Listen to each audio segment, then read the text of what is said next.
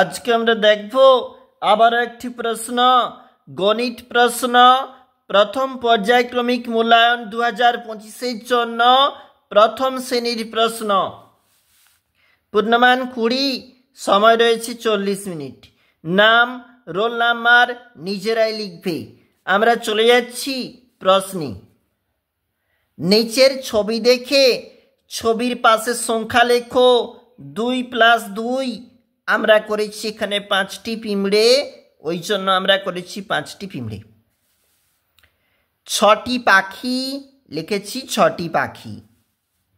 নিচের বাংলায় লেখা সংখ্যার পাশে ইংরেজিতে ঠিক ওই সংখ্যা লেখো 1 × 4। দেখো 5 হয়েছে 5, 7 হয়েছে 7, 9 হয়েছে 9, 18 হয়েছে 18।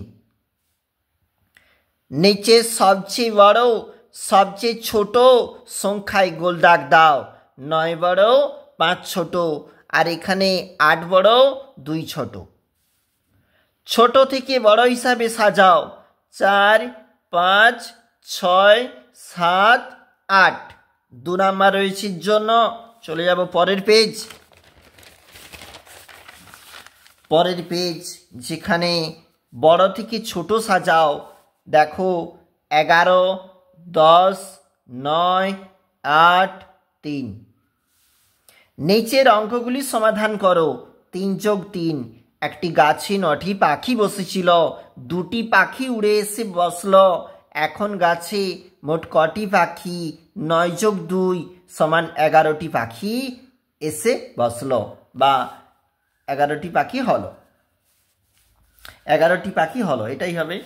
তারপর দেখো একটি গাছে 8টি লঙ্কা ছিল, তুমি গাছ থেকে 3টি লঙ্কা নিয়ে নিলে।